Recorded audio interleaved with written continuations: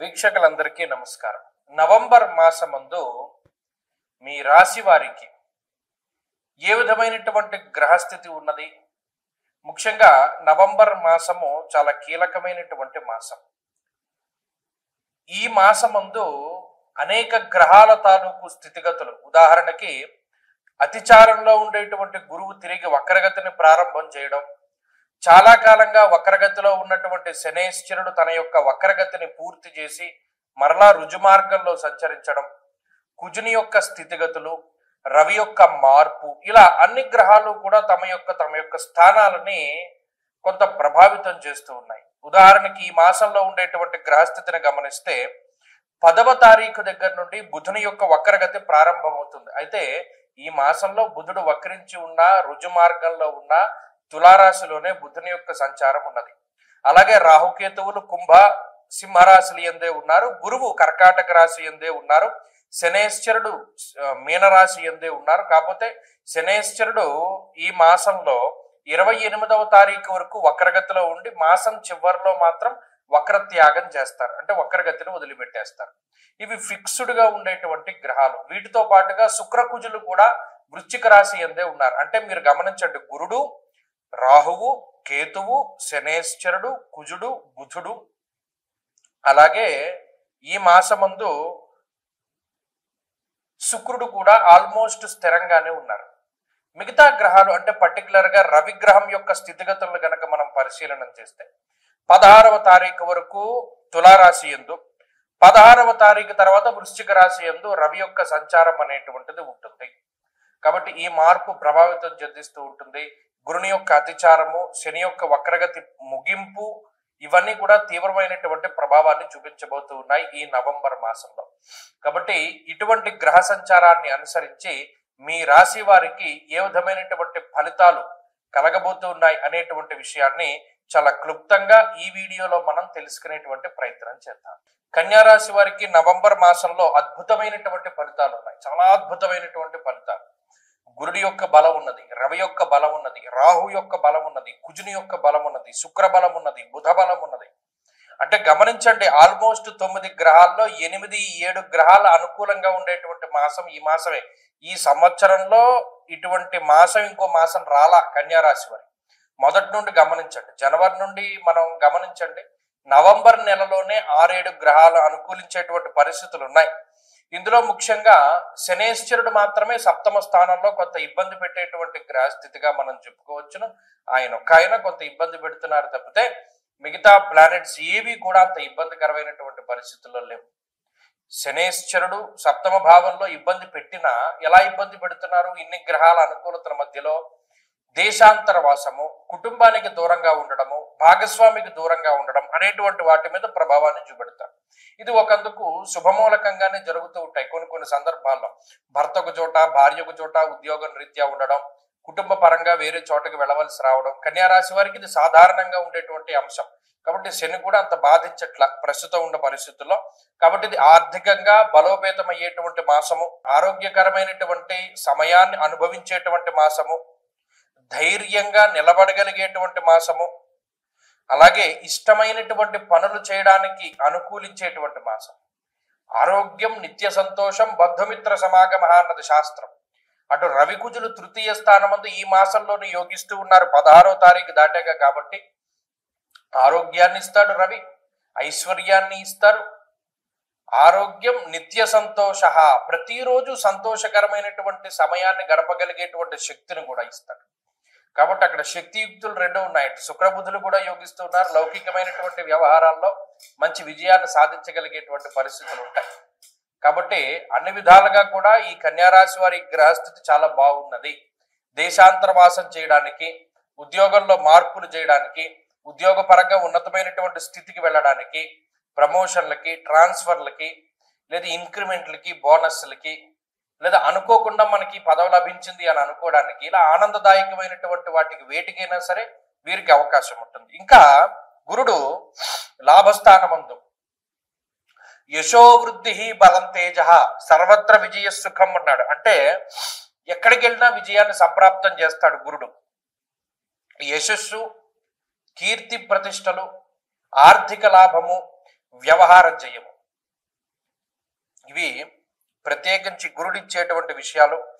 అంతేకాకుండా శుక్రుని యొక్క బలము చాలా గొప్పది ఈ రాశికి.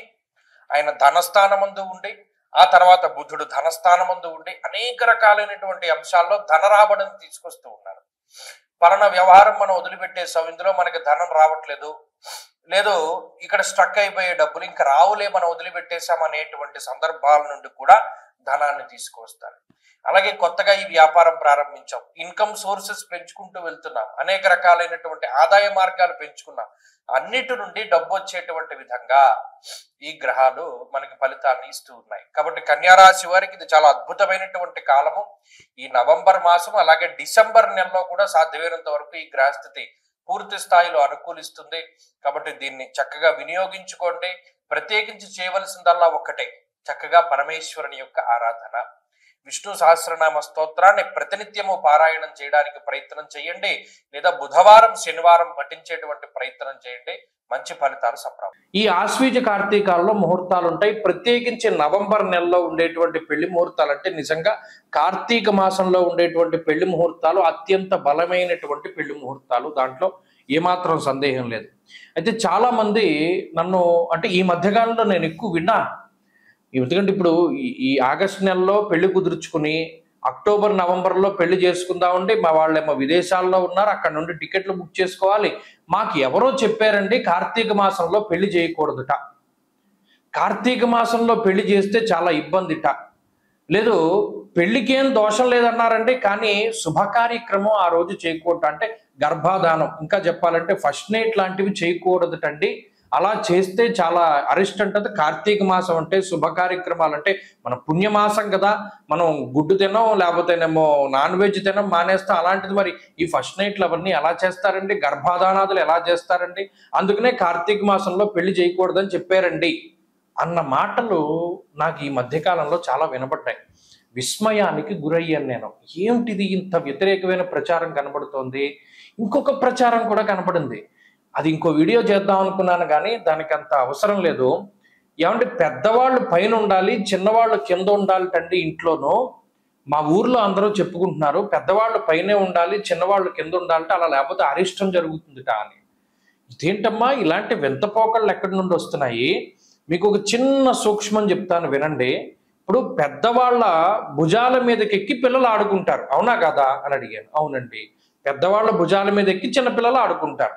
అంటే అప్పుడు పెద్దవాళ్ళు ఎక్కడున్నారు? కింద ఉన్నారు. పిల్లలు ఎక్కడున్నారు? పైన ఉన్నారు. అంటే పెద్దవాళ్ళు కింద ఉండాలి, చిన్నవాళ్ళు పైన ఉండాలి. అంటే గ్రౌండ్ ఫ్లోర్లో తండ్రి గారు, పై ఫ్లోర్లో అన్నగారు, పై ఫ్లోర్లో తమ్ముడు, ఆ పై ఫ్లోర్లో అందరికన్నా చిన్న తమ్ముడు, అలా ఉండొచ్చు. ఇంకొక రకంగా అసలు ఈ శాస్త్రం ఎందుకు పెట్టారండి అంటే, పెద్దవాళ్ళు వయసులో పెద్దవాళ్ళు కాబట్టి మెట్లు ఎక్కి అన్ని ఫ్లోర్లు పైకి ఎక్కలేరు కాబట్టి వారు కిందే ఉంటారు. వచ్చిన వాళ్ళ గురించి వాళ్ళు ఆరా తీస్తూ ఉంటారు. పెద్దవాళ్ళు కాబట్టి అన్ని విషయాలు తెలుస్తాయని వాళ్ళని కింద పెట్టారు. చిన్నవాళ్ళు పైకెక్కగలరు, శరీరం సహకరిస్తుంది కాబట్టి పైన ఉండాలి అన్నది కూడా వాస్తులో మర్మం. దీన్ని మార్చేసి పెద్దవాళ్ళు పైన ఉండాలి, చిన్నవాళ్ళు కింద ఉండాలని మొదలుపెట్టారు. ఇది నేను ఆశ్చర్యపోయినటువంటి విషయం. ఇంకొకటి, ఈ కార్తీక మాసంలో పెళ్లి చేయకూడదటండి, పెళ్లి చేసినా కూడా ఈ శుభకార్యం చేయకూడదటండి అని మొదలుపెట్టారు. ఎవడు ప్రచారం చేస్తున్నాడు ఇవన్నీను? తప్పు కదా. ఇప్పుడు ఒక విషయం చెప్తాను, గుర్తుపెట్టుకోండి. కార్తీక మాసము అన్నది నా కార్తీక సమో మాస, అసలు దాంతో సమానమైనటువంటి మాసం లేదు. దేనికి? దానం చేయడానికి.